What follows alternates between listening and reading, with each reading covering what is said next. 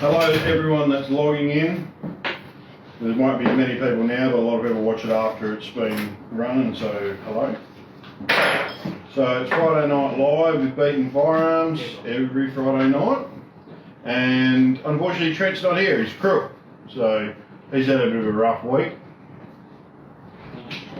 For those people who are friends with me on Facebook, have a rough idea of what's going on about the white stuff peeking out of his bum. Poor bugger. Yeah. Fair enough description of what's happened.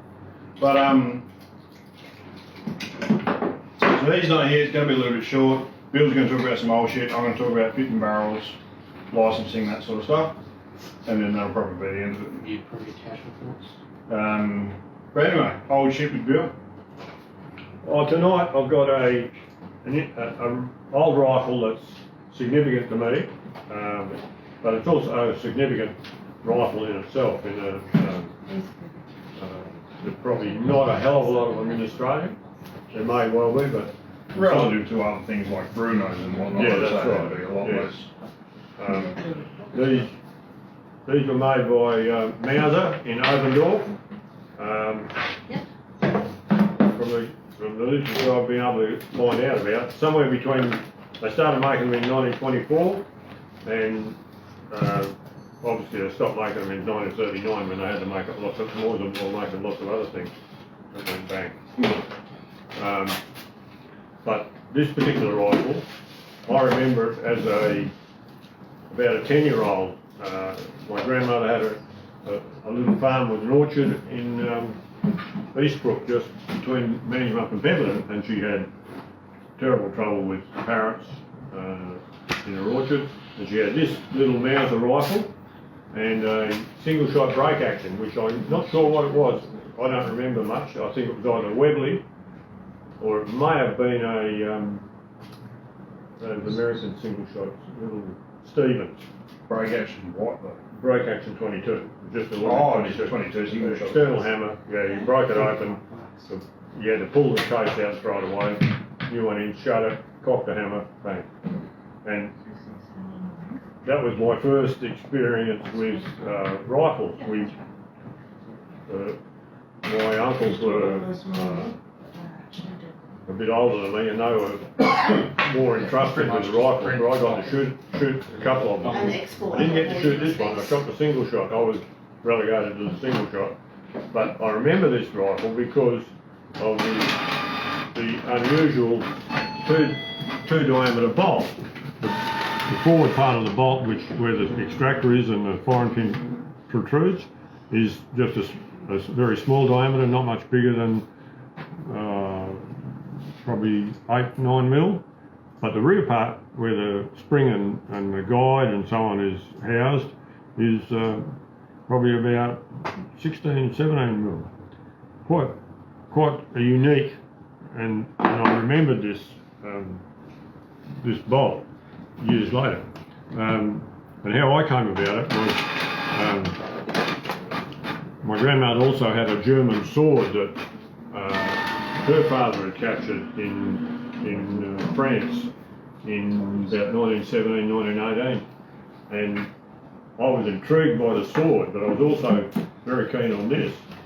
But when she died, she left the firearms to one of my uncles, but she left the German sword to me, which I was ecstatic about, because I was only about 16 at the time when she died, and it was prized, absolutely wonderful. Anyway, I thought the rifle had disappeared into the east. My uncles all moved to the east, they joined the Air Force and ended up in the east. But then, about 15 years ago, my uncle, who had this rifle, rang me up out of the blue and just said, I know you're interested in this old Mauser rifle, do you want it? He said, I don't particularly need it, the licensing's too expensive, blah blah. So of course he just put it in Australia Post and sent it to me. And that's how I came by it. It's been in the wars a bit because my uncles grew up on this little farm out in the bush, carry trees all around, but also lots of rabbits, and they were good at trapping rabbits, but they carried this around with them apparently, in case they saw a kangaroo, and I don't know whether they hit one another over the head with it or they hit a rabbit with it, and they broke the stock just through here behind the trigger guard, and it has been glued back together, I would say poorly, unfortunately. It's still very obvious that it's been broken, and it probably hasn't been reinforced at all inside the cracked area, but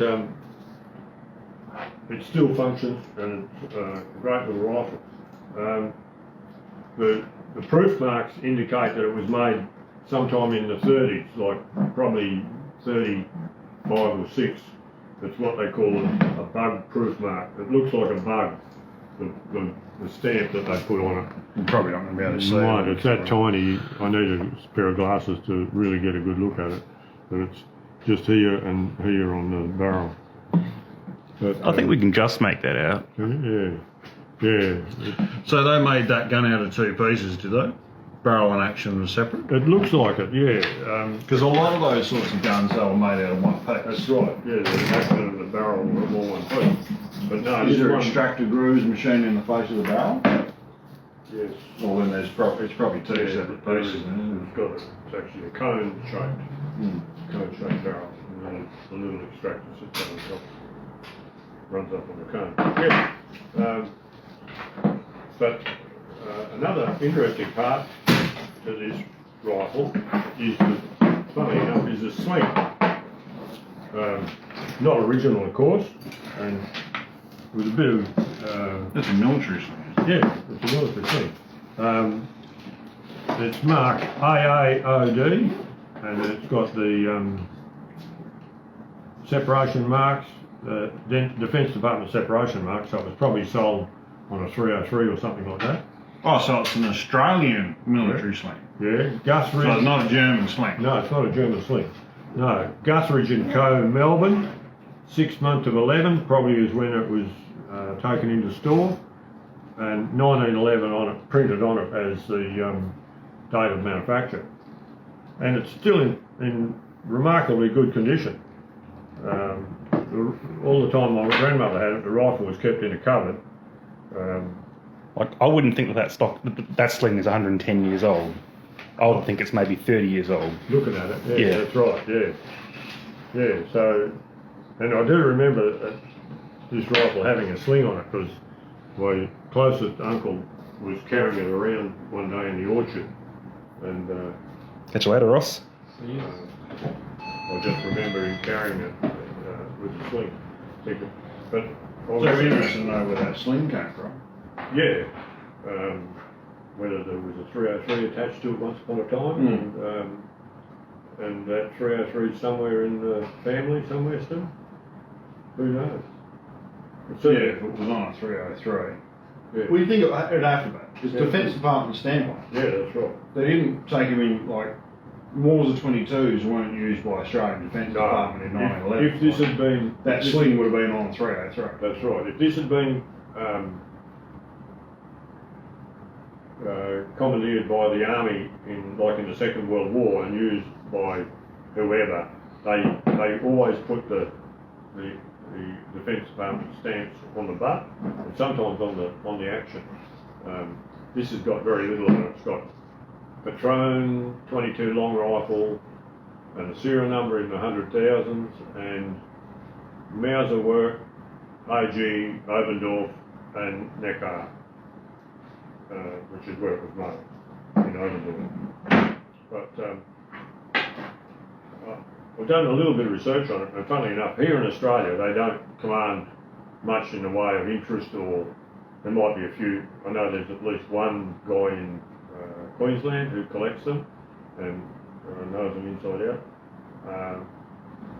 But they don't command much in the way of price. I've seen one advertised on the SSAA site for $250 Australian, and yet I've seen them in better condition than this, I will admit, in America for $700 US, and in Britain, in England, I've seen two instances of where they were like brand new, a pair of them, and they were both the same. They went for £1,700 each. So that's a lot of money. What would that be? 3.5, $3,800. Expensive, yeah, for an old rifle. For a piece of shit, yeah. No, it's not a piece of shit. It's a lovely rifle. This is a modern one because it's got the 3/8 dovetails milled into the top, so you could put a telescope on it. It was after glass was invented. Yeah, right. Yeah. So, It's interesting the way they've made the bolt handle and everything. So there's only a small slot in the action which the bolt moves in, Yeah. and the handle's been sculptured to fit around the bolt body. You know, it's not. They didn't just want one little thin bar piece of crap sticking out no, to use as a bolt. They wanted something relatively substantial, and they sculptured it right out. Yeah. And even the striker at the rear, which doesn't rotate, the striker has a block on it that blocks the runway, you know, the raceway for the bolt handle. Yeah, that's right. So it has a nice clean finish to the rifle when the bolt's shut. Yeah, that's right. And it's one of the blogs I saw about it was that it was a really well made rifle for its day even. You know, So a lot of the reason, so it's got that two-piece bolt, well not two-piece, actually a one-piece, one piece, but two diameters. but two diameters. Yeah. Why would that be? I don't know. Perhaps when they, well, it's got the Mauser emblem on there. Perhaps when they thread the action to the barrel and screw the barrel in, because looking in there, the barrel shank is pretty small, probably the same diameter as that, and they just bore through from the front back so far, and then thread it, and then bore in from this end. Maybe they bore right through and then counter bore here, so they can get a decent sized spring inside that bolt to act on the striker. Well, do you know why I think it's shaped like that? I don't care, but we're going to find out. No, we'll go fuck yourself. No, tell me. No. I'm interested. No. I'm terribly interested. Right, so you know with 22 long rifles, when you've got a big diameter bolt, like a CZ or something. Yeah, I'm with you now. I'm picking up what you're Oh, well, you now. don't need to fucking I'm sure one of these 32 lovely we folk both blocks know, are- you know what I'm going to say. Yeah. So you got a big diameter bolt, like on a CZ or something like that. Well, The yes, problem is that you've got to feed, the magazine has to sit under the bolt. So you've got to, the bullets have to come from down here all the way up to the centre of this large bolt to be able to feed. And to get around that, a lot of manufacturers like Bruno sculpt away almost half the bolt underneath to get it so you can bring the mag right up underneath the bolt. So but the problem there is that then that bolt can't turn. The front half of the bolt can't turn. So they make the bolts in two pieces. Yeah. They make the front half non-rotating and the rear half, which has got the lugs on it, rotate. Yeah. But then you've got tolerances between the front and the rear. Now this is before they would have encountered any of these issues.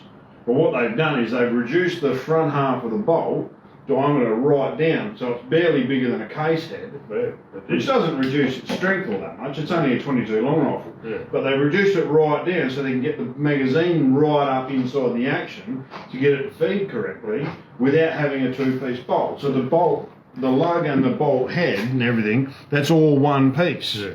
And it really isn't sticking out much at all, is it? That magazine I'm looking at No, there. that's right. It's a 5-shot magazine, and it barely comes out of the... You could compare it with a modern CZ, that'd be down to the trigger guard. Yeah, that's right. It'd be beyond the trigger guard. No, they sit up flush. They've just got a little foot usually. Or Oh, something. yeah. 10 shots hang out. The 10 shots stick right out, but that's only a 5-shot mag. Yeah. But what that would mitigate was any tolerances between the front and the rear, Yeah. because we know that Ruger 7722s have a problem endemic to that design, the two-piece bolt design. That's right. Whereas they've got a pin that holds the front and the rear together, and the pin runs in a raceway in the rear to stop it from coming apart. Yeah. And Anschutz, their rear piece has a lug on it, which keys into the front half and all. And CZ have got a, what have they got? The safety bar, this pin that the safety rotates on, holds the striker in, which holds the rotating part of the bolt onto the front half of the bolt. Yeah. So, non-rotating. but there's tolerances there with all of them. Right. And what you find is that, especially with Rugers, is that tolerance can generate a little bit of headspace, but there's also a bit of movement there, and that movement results in inaccuracies. Yeah. We see it on the target all the time. Sure. So that design would be far better. Yeah. I can think of another manufacturer that uses a non-rotating bolt head design God knows. Who's that? in a 22 long rifle. Kimber? Kimber. Yeah. So Kimber, what they did instead was that the barrel and the magazine, the magazine set up right to the barrel height and everything, but then instead of having the big bolt centered on the case, the bolt is actually off center in the action. It's high in the action. So only the bottom half, the case sits on the bottom half of the bolt. Yeah. So it still has a center firing pin, but the case is held off center. And it's got a dual opposing front locking lug system. You know where they got that idea from? Sportco. When Sportco. When they are Sportco. They bought Sportco. Well, that's true, yeah. And they probably stole all Sportco's good ideas. See, like that one. When Sportco converted the 310 Martinis into 22s, all they did was they grind a bit off the lifting lever, so it didn't lift it up as high. Didn't lift the block up quite as high, and then it hit them. Just hit on the edge. rim. Yeah, it was still locked up. Yeah, it still worked. It was, it was. But I can see Sportco. That's why they bought Sportco. Why Kimber bought Sportco. They wanted that idea. That's what it would have been. No, but there's interesting ways that manufacturers get around problems. Yeah. And it's all unique, and the way they do it is different. The way Mauser do it as opposed to the Czechs, the way they do it as the Americans and all that sort of stuff. The Americans. One thing I'll say, with rare exceptions, is the Americans don't do it very well with 22 LRs. Brown, Ruger, I'll rest my Smith case. and Wesson. They all make functioning 22 long rifles. They make functioning 22 long rifles, but they're nothing that you would say, I'll take home and put that in my collection. Yeah, it's like rooting a fat chick. Really good fun, but you don't tell your mates about it. I don't know. I reckon that Winchester Model 02 you had out the other week was a pretty. Which one? The Model 02 in that board stock single shot map. Oh, yeah. Oh, yeah, I wasn't being serious. That was wonderful. Yeah. Yeah, I could take. I've got one in my collection actually. And a Model 12. Oh, they're classic pieces. You take them home and put them in your collection. You should actually get some of your collection, take it out the farm, and actually shoot some of them. I suppose I should. Yeah, because you'll probably sell half and use it as a piece of shit. Yeah. Why have we got this? Well, maybe that's an idea for a Friday Night Live. There's stuff like this. I can understand you would hang on to stuff like this because there's sentimental value to it. And it's still complete and original. Yeah. Plus it isn't serviceable. I've got a couple of guns there that were owned by Max Williams. Yeah. I know one of them's in 7mm and it shoots like shit, like it's an absolute pig of a thing. Yeah. But I won't sell it because of... Yeah, because Max made it. Because, Max, I got the Max Co as well. I'm talking about his Mark 5, his 7mm Mark light. 5, yeah. Yeah. It was a beautiful gun, that so I bought it. Oh, that's really smart. I bought a nice, talking about old 22s, I bought a nice 22 Bruno, 1948 or 9, I think it is. What? Number 2? Number 1. Mark 1. Oh, 48. Yeah, I think it's 48. Yeah. Something like that. And Is it like, 48? I'm not sure if it is. It might be 49. Yeah, it might be 49, but there's a couple there with the original Miopta scope that came with it from Czechoslovakia, and the Miopta rings and everything. It's got a adjustable base ring set and just elevation. Looks like an old British or German sniper scope, actually, funny enough. Yeah, looks very curious. Yeah. You've got a collection of how many number ones? I can't remember.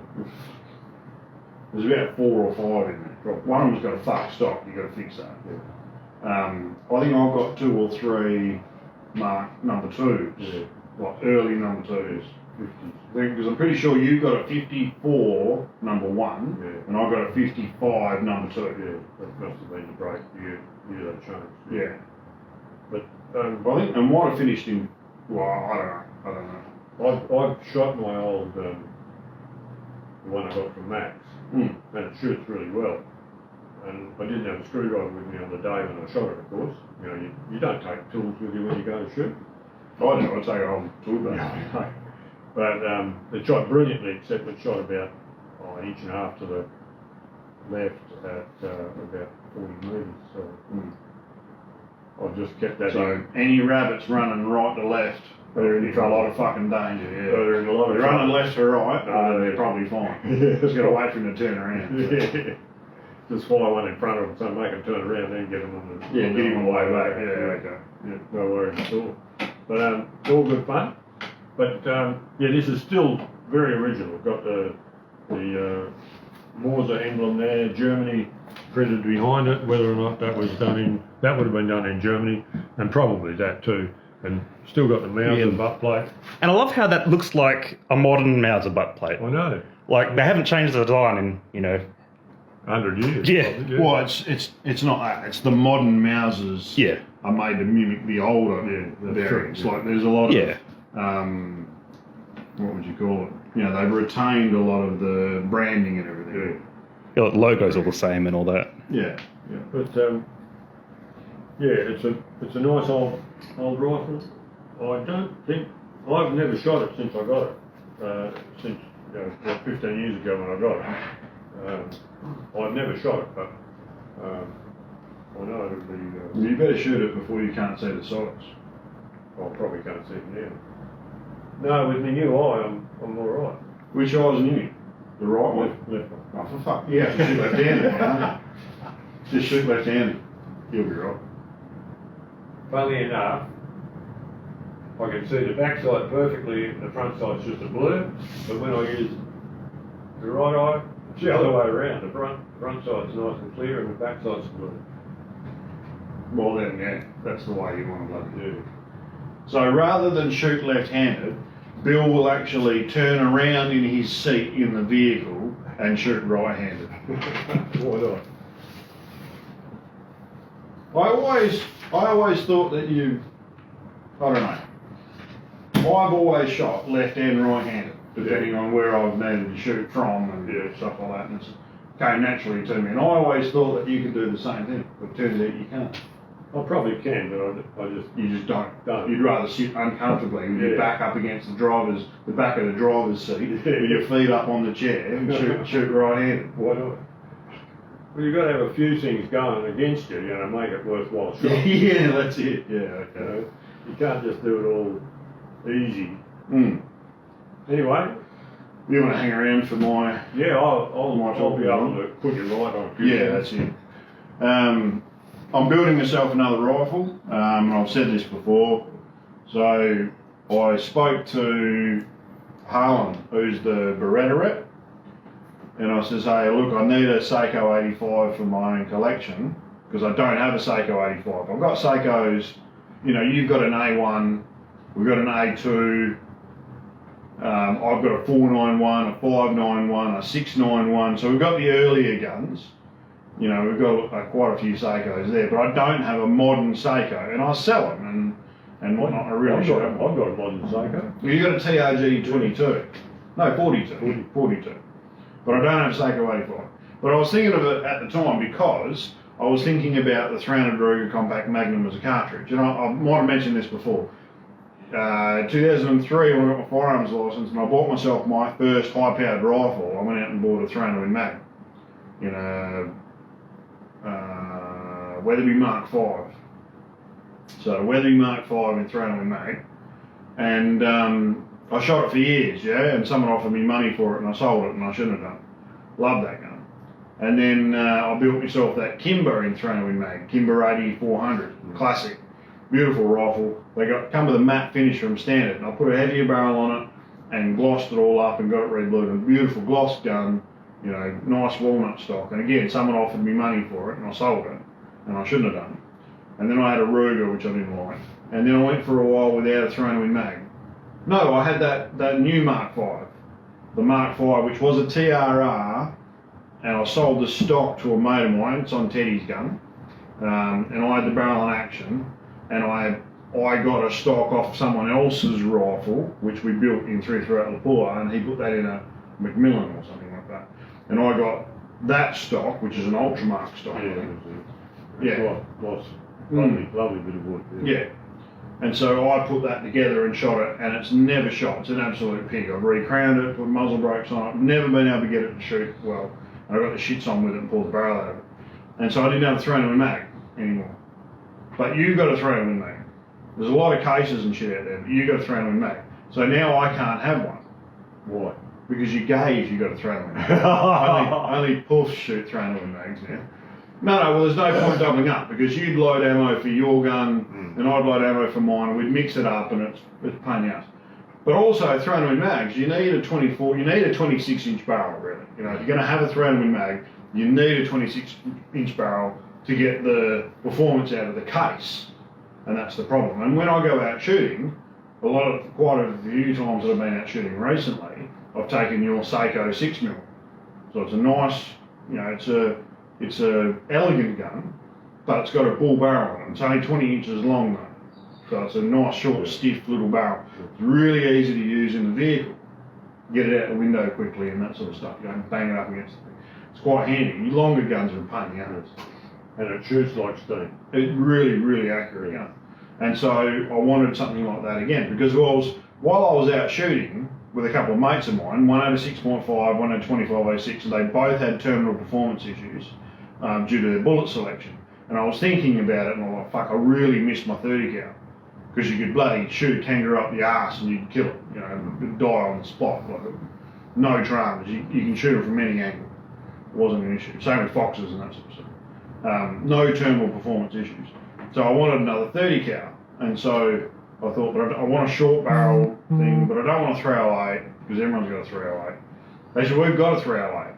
I was going to put it in the stock. It's a Sako 591. And so I wanted something with a little bit more steam. But the Ruger Compact Magnum was always a cartridge that I admired, like from a design perspective, the way that Ruger created their own case. Like a lot of guys like Nosler and Remington and Winchester, they all got the 404 Jeffries case and then just fucked with that. You know, whereas Ruger, you know, basically started from scratch, sort of. You know, they looked at the design, how to design it to get it to function and work and everything the best. And the Compact Magnum cartridges, you know, they don't have a rebladed rim, so they feed better. It's a better design. They're nice and strong in the web, and you can shoot them out of short barrels and get full velocity out of them. You don't need a 26 barrel. Little short. Yeah, a little short fat case. Little short powder column too. That's the important thing. Yeah. Why they perform well. One of the reasons they perform well anyway. And so I rang up Harlan. Well, she was in the shop here originally, but I rang him up afterwards and said, hey, look, I'm looking for, I need a Sako 85, but I'm just going to pull the barrel out of it anyway, but I need something in Winchester short mag, and Sako are one of the only ones that still do a Winchester short mag. And he rang me back the next day and he says, hey, how would you like a 270 Winchester short mag? The stock's broken on it, but you know, I'll sell it to you for a bit less than what they're worth. Fucking beautiful. So I got it, and my stockmaker's gluing the stock up. You can't see the crack anymore. It's fine. So it's almost in two pieces too. Yeah, it was broken from where the floor plate is, and the back of the floor plate through to almost where the end of the cheek piece is, where the top of the comb. Top of the comb, yeah. Top of the comb of the stock. It was almost broken through there. It wasn't broken all the way through. It was almost all the way through. We glued it up, you can't see it. We've taken the grip cap off, we've drilled up through the grip cap and pinned the stock now. It's never going to separate again. And I'm putting a new barrel on it. And I just wanted to talk tonight about the process of putting a new barrel on a gun.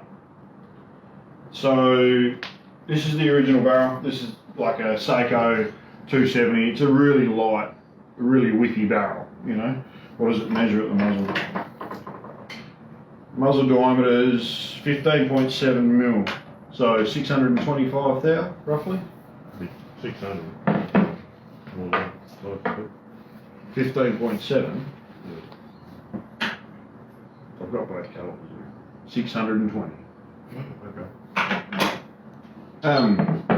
So it's a small diameter at the muzzle. It's a thin barrel. You know, it's good in a sport of weight gun, but I wanted something a bit heavier in 30 cal in short mag. This isn't the barrel. The barrel that I'm actually putting in it is still in the lathe. I don't want to take it out yet. This is just an example of an aftermarket barrel.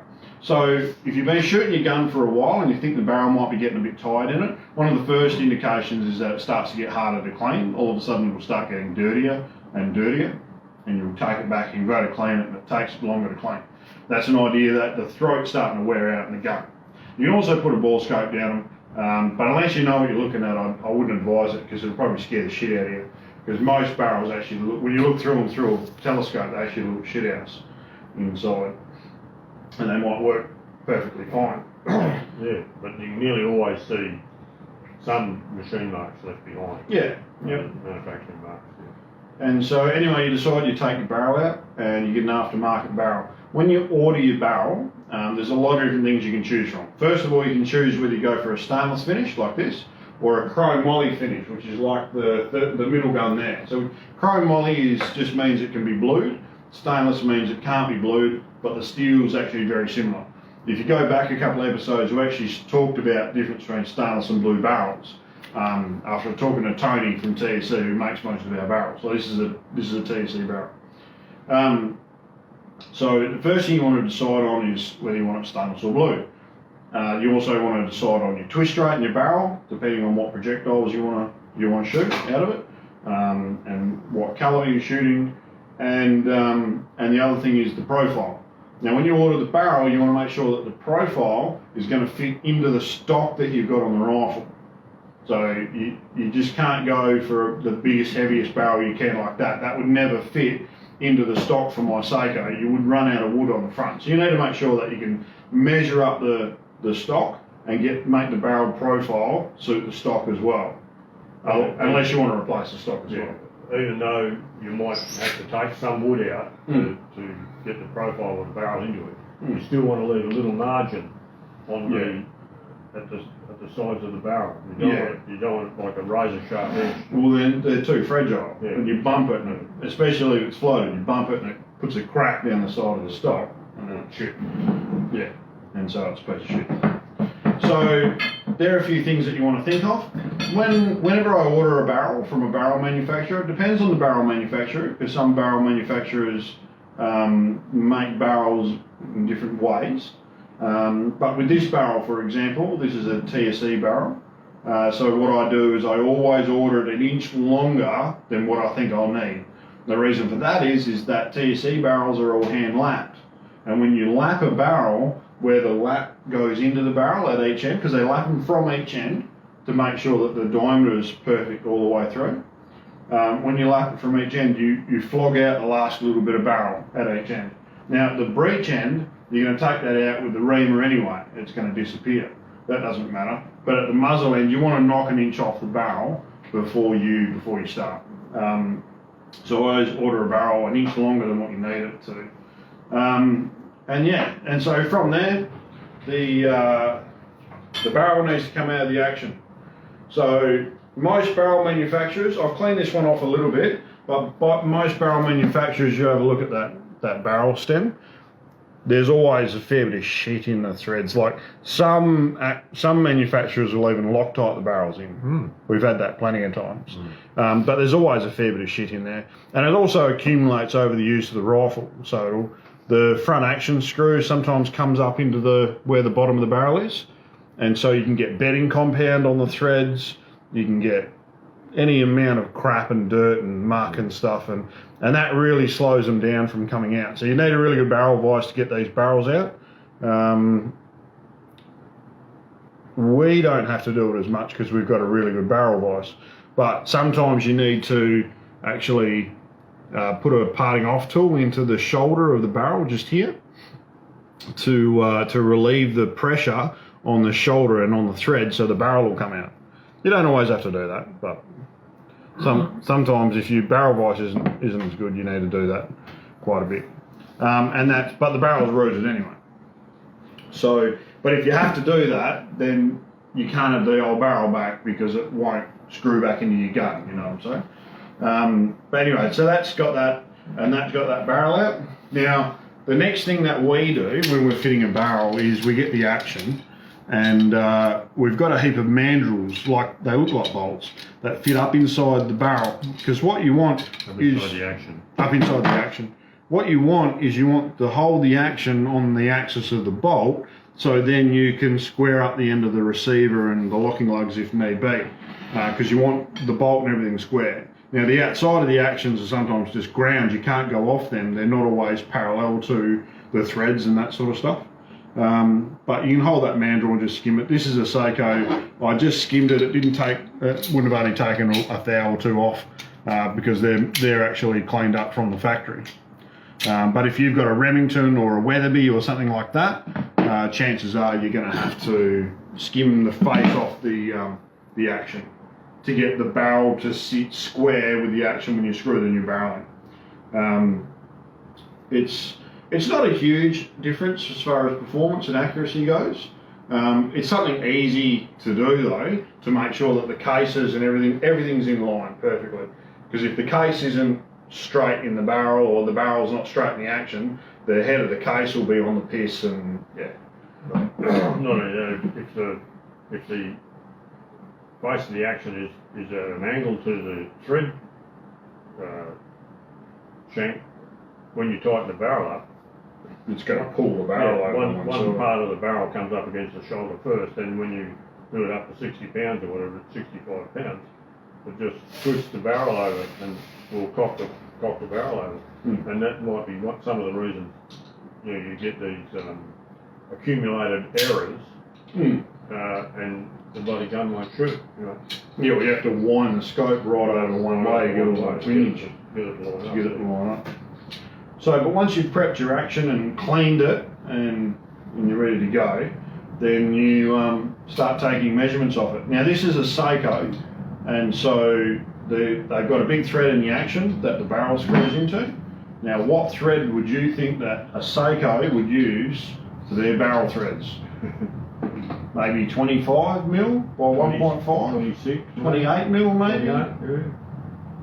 No, they use 1 inch 16. 1 inch 16 TPI. Why would they do that? What do you think, mate? Just tradition or? I think they've always done it like that. Probably back in 1938, they probably bought English lathes, which only had Whitworth threads. Yeah. I didn't measure it. Do you reckon the thread form is 55 degrees? I don't think the thread form would be. I think the thread form would be 60 degrees. Well, wouldn't be at all surprised because Mauser used a bloody a 12 TPI. Mauser 98. Do they? Or? Well, I know the pitch is 12 TPI, but the diameter is 1.1 inch, which is 28 mil. Yeah, that's right. But the pitch is where it comes in. Yeah, but that's probably what you were saying, British lathe, and so the gears and everything were probably set up for imperial thread pitches. And there was no conversion to a metric thread pitch. Yeah. Whereas our new lathe, you can bloody do any pitch, Whitworth, like imperial or metric or whatever you want. That's right. Yeah. But back in 1938, they didn't have this flash machinery as what we've got nowadays. But it's interesting because Ticker and Sako both use that 1 inch 16. Remington used a 1 inch 16. Ruger used a 1 inch 16. Remington don't. Oh, sorry, they're Winchester. Yeah, sorry, Remington used a Ruger, Winchester. Ruger used inch and 16. 16. Ruger. No, sorry, Remington. Sorry, yeah. Inch and 16. No, 16. 16. No, Kimber's 1 inch 18. Yeah, 18. Was it 1 inch 18 or? Anyway. I think their bigger actions might be 1.1/16 AAOD or something. They're a finer pitch anyway. I think Stollies are 1.16 AAOD as well. Yeah. So, Well, yeah, of course. So they could use Remington barrels. no, they're a different pitch to a Remington. Is it? Yeah. Oh, okay. Yeah, I'm sure they're a different pitch to a Remington. Right. But the finer thread pitch just means you've got a bigger, lump of barrel there. Anyway, Yeah. moving on. Yeah, that's right. So, when you've got the bolt gun, we measure from the face of the action down to the bolt face on the inside, and that's our headspace length. So when we machine the gun, and this is just going to the barrel, that's got to be like within a spec between the shoulder and the base of the case. That's that length. Yeah? That's actually not the case for that chamber, but that's why it's sticking out. Normally they only stick out about 3 or 4 mil. Yeah. 3.5 mil. 3.5 3.5 mil. So then we start fitting the barrel. Now, like I said, this is a Sako, but it's got imperial threads on it. But there's a lot of guns which have got metric threads, and a lot of guns that have got imperial threads. And our machine now, our old machine was only metric. So I had to convert everything to metric on the little lathe. But the big lathe is digital readout, we can do either. But we still use, so that's an imperial depth gauge. So that's really important for setting up your headspace. So we can measure how far a case protrudes out of a chamber or something like that. I was reading on an engineering forum that the tool that you use to measure a tolerance should always be able to measure to a tolerance 10 times smaller than what you're actually measuring. I must have been reading the same. Yeah. So we use you'd only use a set of calipers to set up your diameters because they're not as critical. So that's a metric set of Mitutoyos and an imperial set of Mitutoyos. I pretty much only use Mitutoyos now because it's not worth, I don't think it's worth buying 2 or 3 sets of cheaper ones when you can just buy 1 set of these. And in 20 years, I've only gone through 2 sets. So and if something fails inside them, you can send them back and get them repaired anyway. Yeah. So we only use calipers for doing diameters because they're not as critical, but we use micrometers for doing depth because headspace is very important. So that's an imperial depth micrometer. It's a metric depth micrometer, which I'm actually starting to use a lot more now because that's really cool because it goes up to 28 mil. Yeah. So some of if the threads are 26, 27 mil, the imperial one won't do it. Yeah. You have to use the metric one's longer. Yeah. And then the metric one you can also use it goes up to 50 mil. So we've got your new barrel. The first thing we have to do is when we get it from the barrel manufacturer is we have to do a bit of prep work to it because it comes in the raw like that. And what you will find is with pretty much every barrel manufacturer,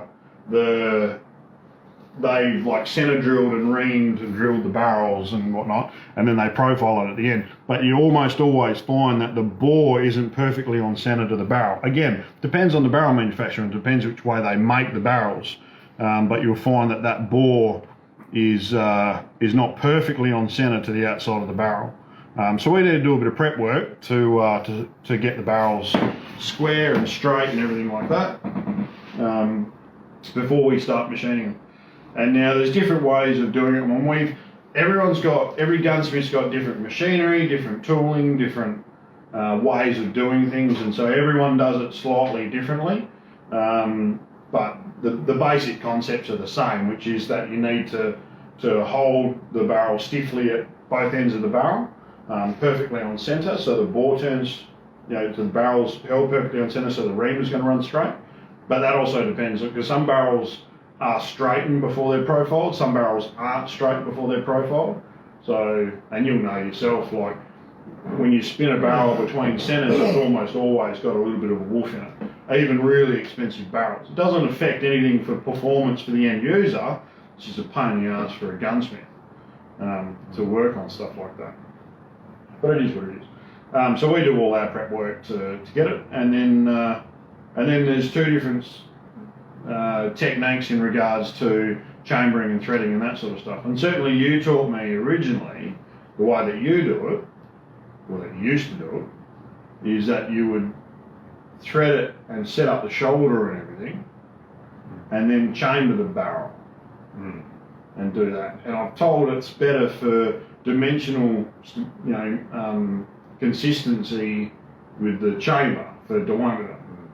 Yeah. But I do it differently. I do it the other way around. I ream the barrels, and then I set up the shoulders and the threads and that sort of stuff. So I've been told it's not as good for dimensional diameters, but I reckon it's better for your length, for your head spaces and whatnot. Yeah. I can get a much finer measurement. Yeah. But you can. And but again, that depends on the gunsmith. I mean, the proof of the pudding's in the eating. The thing they're talking about though there is when you thread it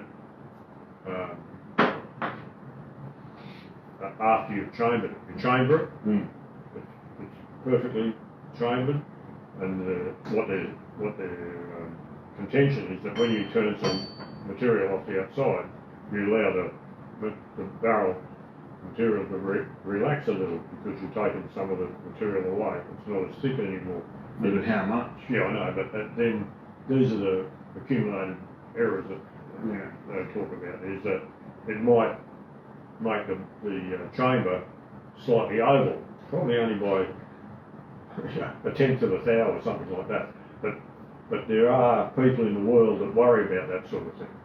But you'd get that sort of inconsistency just from polishing the chamber. Most likely, yeah. So it's... Yeah, well I nearly always, I inspect the chamber after I've reamed it. I nearly always polish it with a certain grip of wet and dry. Just a quick, 5 seconds. And I only polish the body diameter part of the chamber. And my contention is that it reduces the bolt thrust, because if you've got a perfectly polished chamber, especially on the older cartridges that are tapered, well tapered. These modern cartridges probably doesn't matter, 2 knobs, because they're almost parallel. But the hatch pattern that is left in the chamber grips the case when it fires, when the gunpowder flies and the pressure comes on. Yeah, but surely when the ream is finished, whatever pattern's left in the chamber should be enough, you reckon? Well, I mean, polishing it's only going to reduce any friction between the case and the chamber. No, so you'd end up with more bolt thrust. No, the polish that I do is with a relatively coarser than what I would do. Yeah. Okay. So, because I mean, that's the thing, on straight cases, I polish them sometimes to reduce the effort to extract the case. Yeah, that's right. Well, but it depends on what you want it to do. There's always swings and roundabouts, isn't there? You do something to improve one part, but it probably might deteriorate something else. Well, it's clearly a conversation that you need to have with your gunsmith. Yeah. If you're getting a barrel fitted, that the gunsmith knows what it is that you're doing. That's right. You want it perfectly polished mirror finish, or do you want it as the reamer leaves it? Well, and then that would come down to what reamer we choose as well. Because you did a 308 barrel, and the reamer that we ended up using was a match reamer. But the match reamer that we used was, it was still within SAMI specifications. It wasn't like it was a tight neck reamer or anything like that. So it's going to shoot any ammunition. But that's a conversation between the gunsmith and the user to tell us what it is that they want. And it was it's a beautiful reamer, hardly been used, probably only done 10 chambers or something. How many 308 reamers have you got? There's about 5 or 6 out there. All variations. No, there's about 3 or 4 match reamers and a solid pilot reamer that we've bastardised. Had since Christ played fullback. Yeah, that's right. That one's done a lot of work. Yeah. But anyway, that reamer left a beautiful chamber. You know, hardly any. You looked in it with a light, and there was really no marks in it at all. And I just gave it a really quick stuff with about a worn out 320 grit sandpaper, and beautiful Shoots and exchange. Shot it, and because in some of the old gunsmithing books, they actually talk about after reaming the chamber using a burnishing tool. Yeah. And obviously we don't do that anymore. No. But what that would just do to take any inconsistencies out of the... And perhaps rub a bit of the chatter marks out of the bloody bore, Yeah. If they've had a poor reamer. Yeah. But I can remember reading the Climber's book 50 years ago or more, and they were talking about then having a roughing reamer, and they were talking, and there's probably a little bit of sales in it, they were talking about you have to buy a roughing reamer and then use a finishing reamer to finish. And the roughing reamer could be a straight flute or a right end spiral, and the finishing reamer would be the opposite. And Lord knows why that would make a better or worse chamber, but well, pretty much all chamber reamers nowadays are straight flute. Yeah, they're all straight flutes. Yeah. And that's to my understanding is, I mean, obviously if you've got a spiral flute reamer, you're either drawing the chips out of the chamber or you're pushing them forward. Usually you want to draw the chips out. But with a straight flute, it's not doing that as much. But with a straight flute reamer, there's a more solid core. Yeah. So the reamer itself is a lot stiffer, which means you get less chatter and that sort of stuff. But the reamer that I'm using to do my 300 chamber is this one here. So it's a Manson reamer. But you'll see that there's a shoulder on the reamer, but there's no neck and throat. And that's because this is a 6mm Ruger Compact Magnum reamer.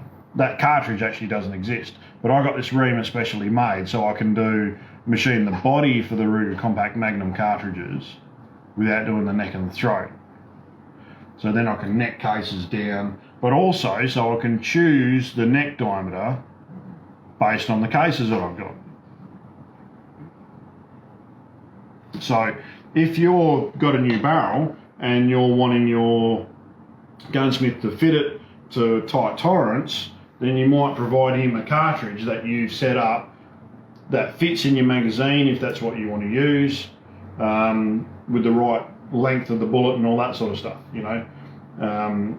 And that way they can set the chamber up to the cartridge that you've provided. So I would measure the neck diameter. So the neck diameter on this case is 338 thou, yeah? And so I've chosen that's just standard, yeah? It's actually a little bit bigger than standard, it's about standard. And so the reamer that I'm using is a 343, 342 reamer. So I've got about 4 or 5 thou of expansion for the neck to expand into to release the projectile. But you can actually, a lot of chambers are up to 10 or 12 thou. So it's a lot of expansion, so you work the brass more so the brass cracks earlier. And if you want to reduce that, well then you can get custom neck diameters. You get custom chambers in a lot of different ways. But you ream the chamber out with the chamber reamer, and then separately with the neck and throat reamer. And if you've got really long prodigies that are seated right out of the case, maybe you're only using the gun single shot, then there's a separate reamer, a third reamer, which only does the throat to ream the throat out. So then the chamber's reamed, you thread it, you screw it in, you headspace it, and it's all tightened up. Then the next question you've got to ask is, what kind of finish you want on your barrel? Now this particular barrel is fluted from the factory. It's ordered with fluting on it. Now the way that I fit barrels, one of the downsides to it is that it's incredibly difficult, almost impossible, to time the flutes up on it. So I generally don't time flutes up. Most people don't care anyway. Doesn't really make a difference, doesn't make any performance difference. And a lot of stocks you can't, with scopes and everything on it, you can't see it anyway. They're not real, I'll just grab them out. I'll grab those headspace gauges actually. So this is what you use to set up your chamber. So once we've done a chamber and screwed the action onto the barrel, we put these in it. So you've got a go and a no-go. So the go gauge has to go in the gun, the no-go can't go in the gun. So if you can shut the bolt on a no-go gauge, the chamber's too long. If you can't shut the bolt on a go gauge, the chamber's too short. So that's the tolerance.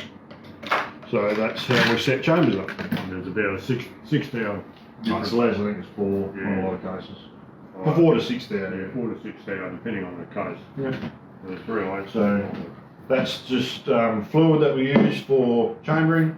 That's shellite that I use to keep everything clean while I'm working. Because obviously if you get a little chip inside the chamber or something while you're trying to measure headspace, it'll fuck your measurements up. So I use shellite because it dries clean and it's really good. So yeah, so once it's finished, just from fitting the barrel and everything, there'll be scratches and whatnot on it.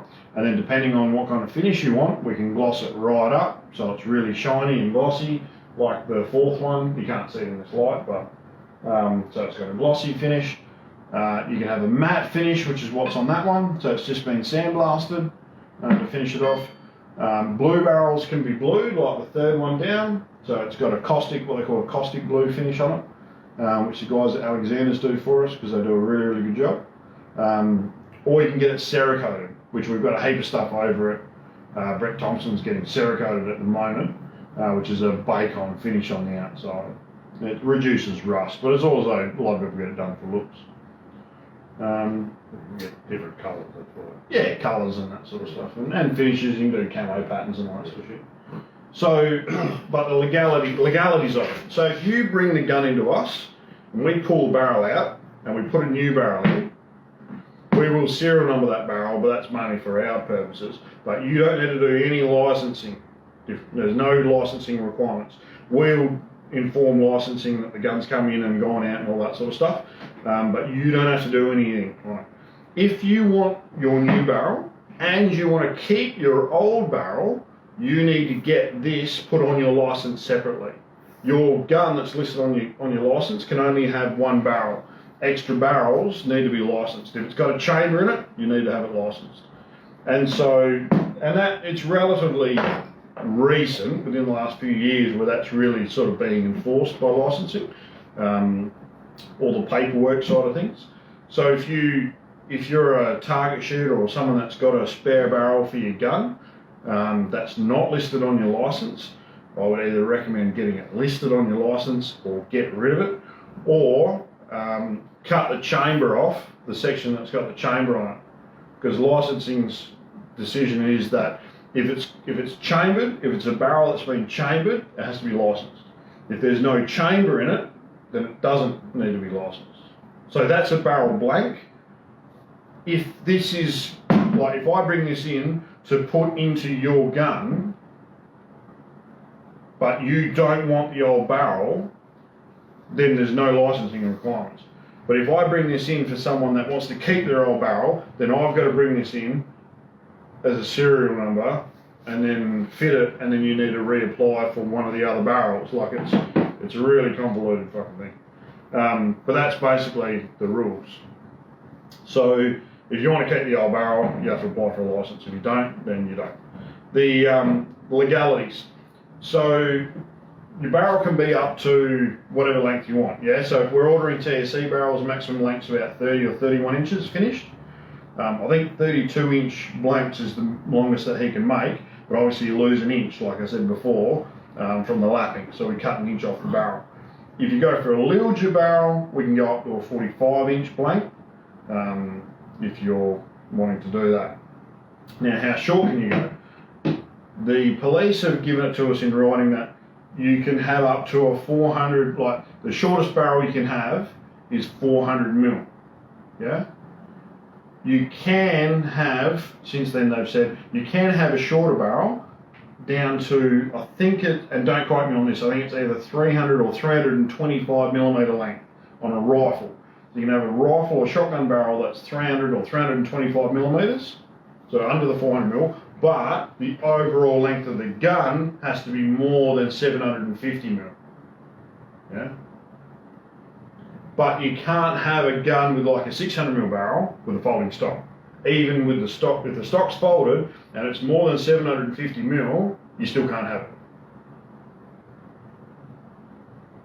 I can see the logic in that. Yeah, because a barrel that's, so a gun that's 750 mil long with a barrel that's only 300 mil long is not concealable, but a gun with a 600, 800 mil barrel, a metre long barrel, we get a fucking 40-inch barrel, Yeah.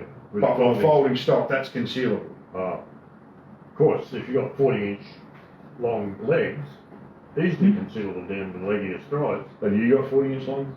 No. How long are your legs? Only a little bit. 36 inches, 32 inches. No, but that's the legality, yeah, so that's what it is.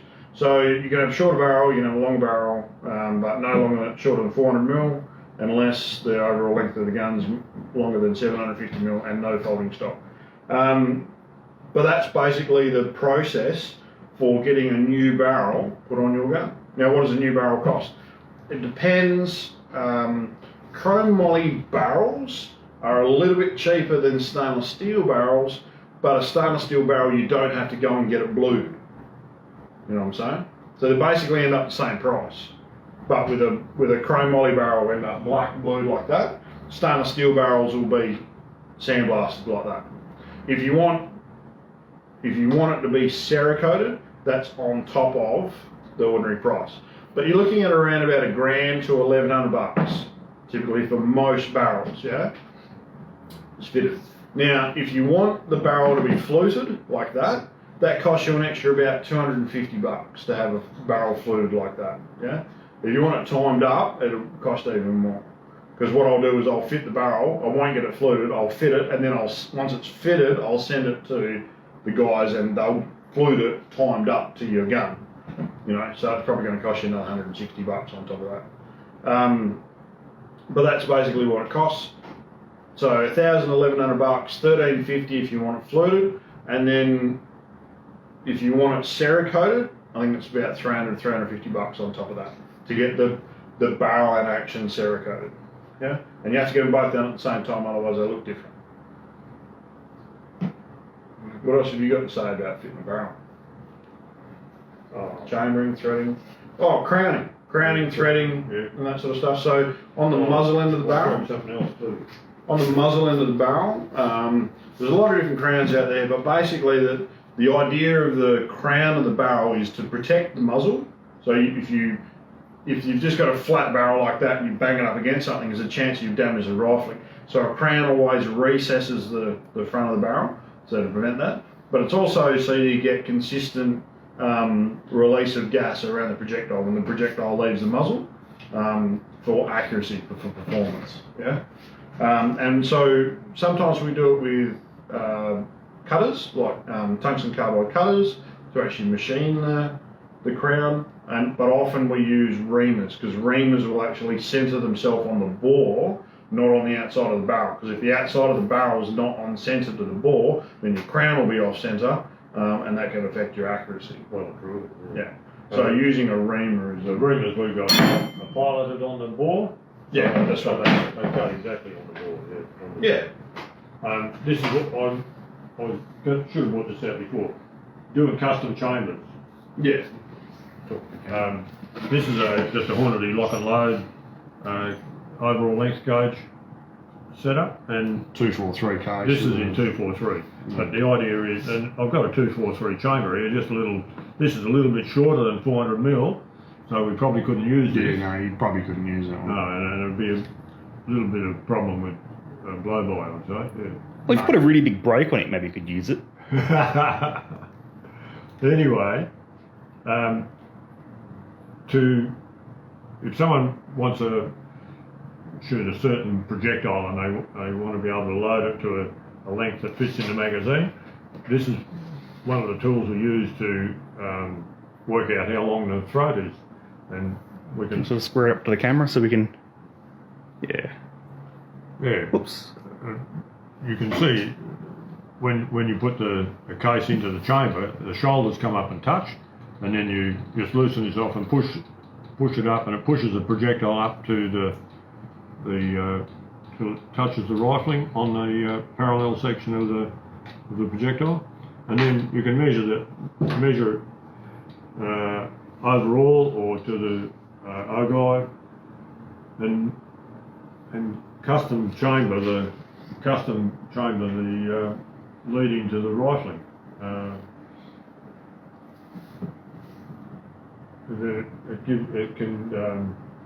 You can be sure then that you can set up a loaded round if you want it, hand loading your own rounds to the exact dimension that comes out of when we cut the chamber. And especially if you know that fits in your magazine already, that length of bullet. Or maybe the magazine doesn't matter and you just want full case capacity. That's right. Because that's a 107 grain project. Yeah. So on a standard 243 chamber, it's right back inside on the powder column. So it's going to stop you it's going to restrict your powder capacity.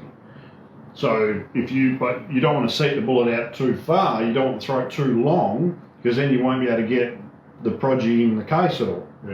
You know what I'm saying? You won't have any neck tensions. With this particular projectile, it's got quite a long boat tail on it. So when this is in the case, the boat tail is actually projecting down as far as the bottom of the shoulder. So you're losing quite a bit of powder capacity in there. Yeah. And this is a standard 243 chamber. That's a long chamber though. That's long, that chamber. It is a bit because it's buggered. Yeah, because the barrel's broken. Yeah, because the throat was all terribly worn out. All I did was put a reamer in there and just cut it to make sure that the chamber, the shoulder area was correct and not worn, and then in the neck position. Yeah. But a factory chamber, that proggy would be right back inside the case. Yeah, that's right. Yeah, she's a bit worn out, this poor old girl. So we can use that to set it up. Yeah. There's another variation that you can get if you keen about your rifle and want to set it up to a certain projectile or whatever. And then once your barrel's fitted, you can have it crowned, you can have it threaded if you want for a muzzle brake, screw on the end, and we do a plethora of different threads depending on what brand of muzzle brake you've got, or we can make you one. And then it goes away, gets finished, gets put back together. But before finishing, once you've got the barrel fitted, but before it gets finished, you want to make sure it goes back into stock. So you want to get it put into the stock, get the float set on it, and then send it off and get it finished. You don't want to get it finished and then get it back and then have to put it in the stock, because you'll mark the finish trying to get it in the stock. And at the same time, there's other things you can think about is, do you want pillars made for the stock, to pillar bed the stock? Do you want it bedded into the stock if it's not already bedded? So there's a few other questions that you can consider when you have a new barrel fitted. But that's generally the process for fitting a new barrel. Shoot us through any questions if you've got any questions. I can't see them tonight because Trent's not here, but I'll have a look at them. If you want to chuck questions in, I'll answer them tonight, tomorrow. So it's going to be me and Ross here tomorrow, working, so 9 till 4 if anyone wants to come past. But that's pretty much it. Yeah. No other news this week. We've got a heap of Adler adapters, so if you've got an Adler B230 and you want to put a tactical, like a collapsible butt stock on it, pistol grip, I've got a heap of adapters getting Cerakoted now. They should be back next week. Otherwise, there's not much else that I'm doing this week anyway. No, I just had a few interesting, funny little jobs. A few muzzle brakes this week. Yeah, a few muzzle brakes. Fitted a barrel. I don't know what make of barrel it was. It's a carbon fibre wrap barrel. Turned out very nice. Even went bang. It wasn't an insert on the end, was it? It was actually carbon fibre was laid into the barrel. Laid into it. They must have got it blank and wasted it from there to there. Turned it down so it was smaller diameter, and carbon wrapped it, and then looks like they ground it over the top. Yeah. Fuck that.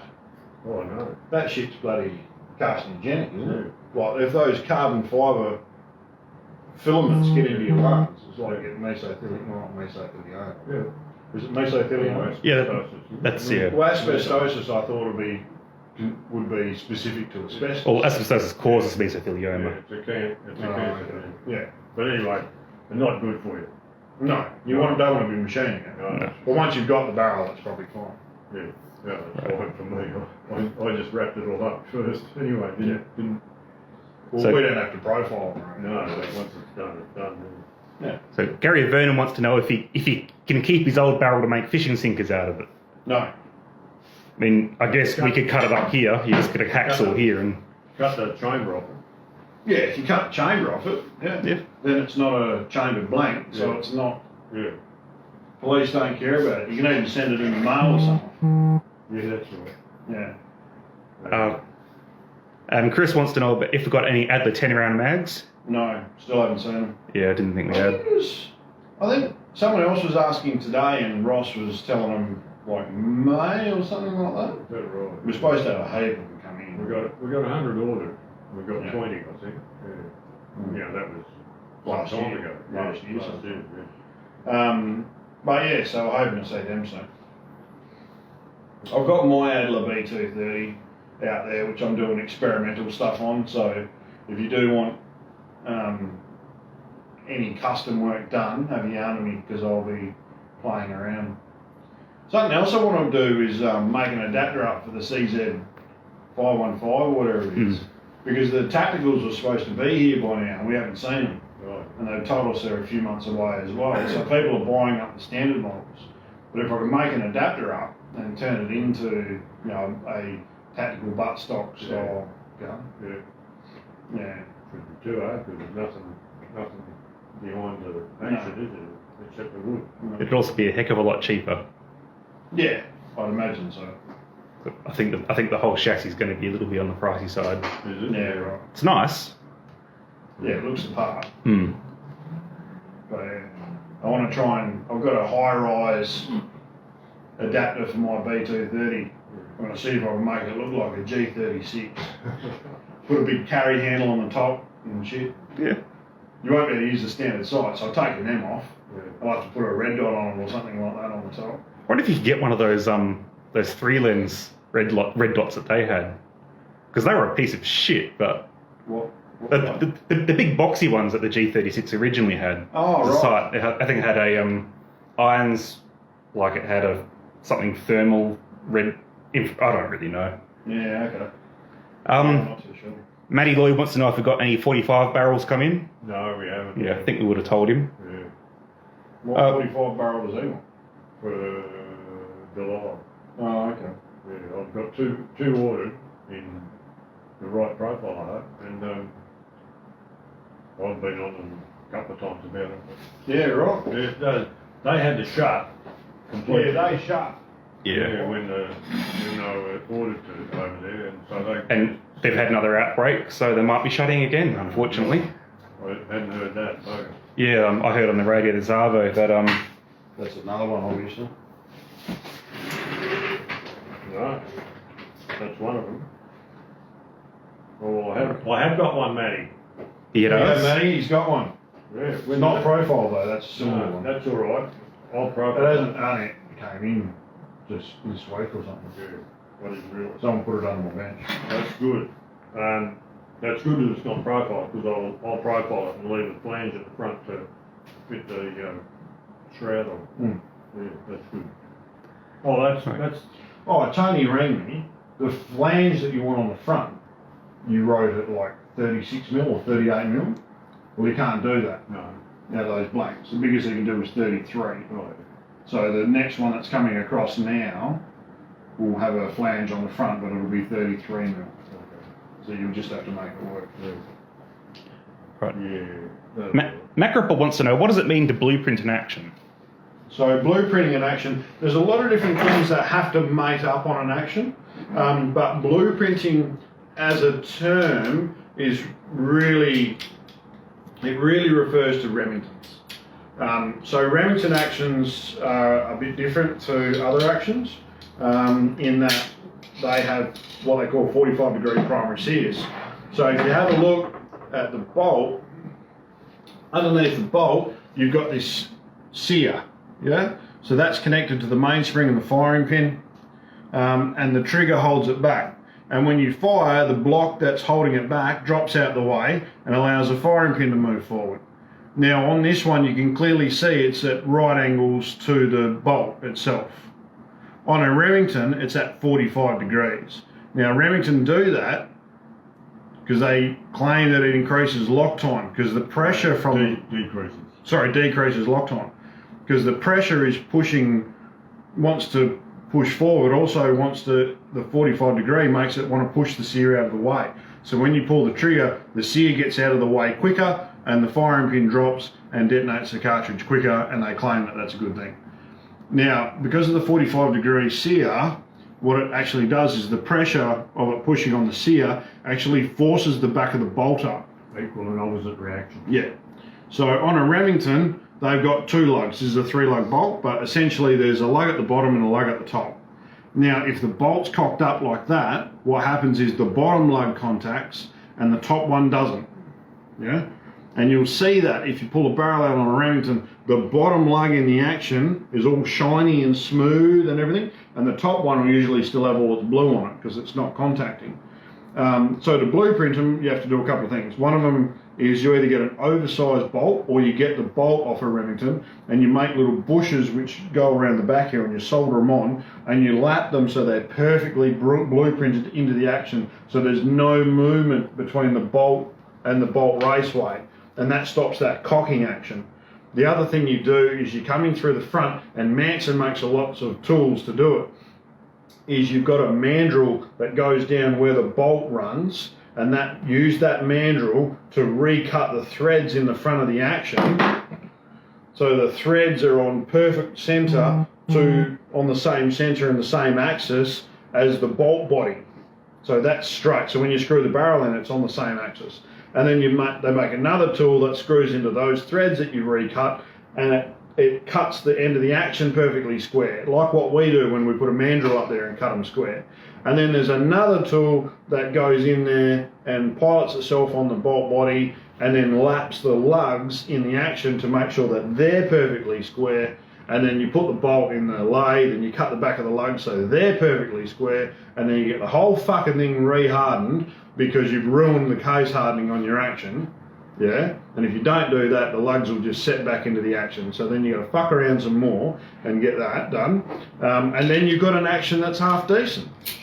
Or you get your Remington action, you throw it in the bin, and then you buy something like a Stolly or a Stiller aftermarket action, which gives you all of those advantages of having a blueprinted action, but it's better. They're just better made, and yeah, there's a lot of other better things about aftermarket actions. So blueprinting is something that was really popular in the 70s and 80s and 90s, less so nowadays because there's so many other options on the market, but that's essentially what blueprinting is. And they did that to get the performance out of them.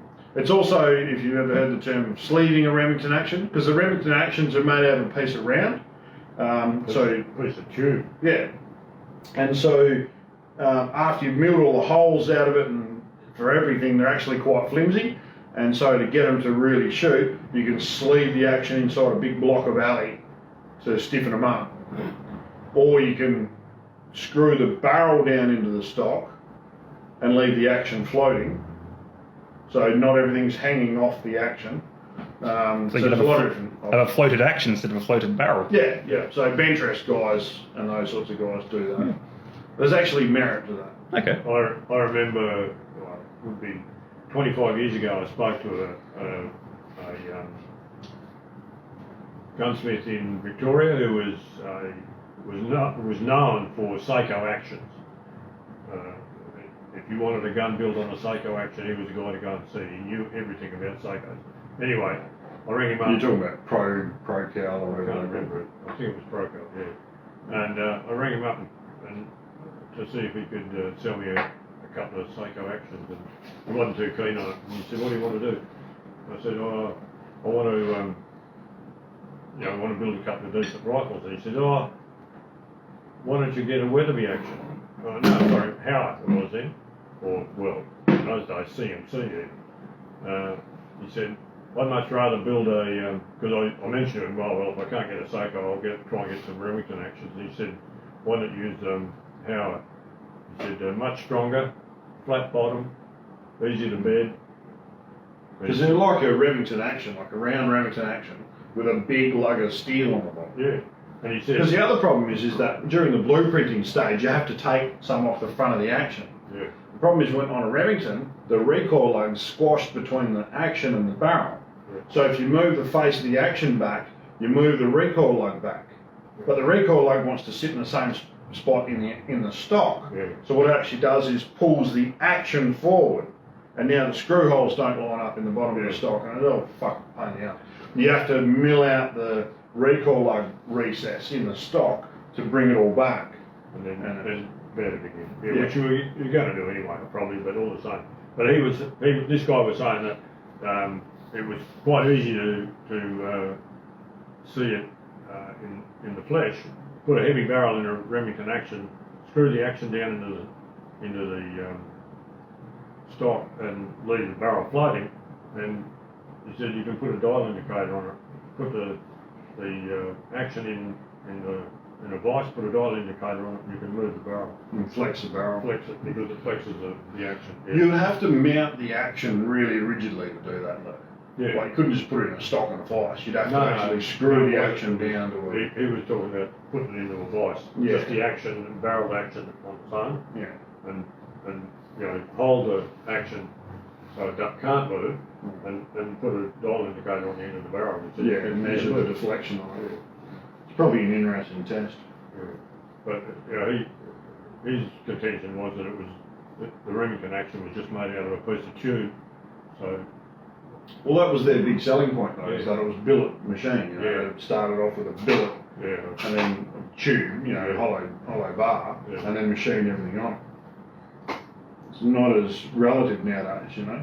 No, don't forget that a lot of those, especially Remington, I don't know how modern their factories were, but they were making rifles, from the 1800s onwards. No doubt they did upgrade their factories, but they still would have been using techniques that were early 1900s anyway. Hmm. But, and that's what's a lot of things have changed. In the mid-70s when Ruger came out with the Model 77 Ruger, that was groundbreaking because it was a investment casting, and the bolt was an investment casting. And people were saying before that you couldn't do that because the steel wouldn't be anywhere near strong enough. Well, God, we've seen. If you heat treat it properly. Yeah, of course, and you start with the right stuff. Hmm. But a lot of what's happened even from the 70s in barrel steels and action steels and the machines. availability of all that sort of And stuff. machines, the things that can be made, like those Sako actions made on CNC, probably 5 or 6 axis CNC, they probably churn out hundreds a day. I still reckon they're hammer forged. I reckon Oh, there might be a forged billet and then machined they're, afterwards. and then, well, we know it's machined afterwards because you can see the machine mark. Yeah, but yeah, it might well be. But see, the Ruger is a prime example of an investment casting. You take it apart and you can see all places where it hasn't been ground or finished, but all the important places are ground or bored or drilled or tapped or whatever. And then later in their life though, in like 2010, the M77s, they were machining them, they were finishing them less and less. They were putting less and less man hours into them. That's right. Like the Ruger 77 Mark 1s, like the tank safety ones that you've been working on this week, they're finished beautifully, relatively speaking. The modern Ruger M77s, for the sake of the cost involved with the man hours, they finish them they're putting less and less man hours into them to try and compete. Oh, yeah. And they couldn't do it. Yeah. So what they do? And bring out the Ruger American. Ruger American. Yeah. Which has turned out to be a absolute bloody screamer. They shoot really well. Oh, they shoot. But they don't have the refinement of an early M7.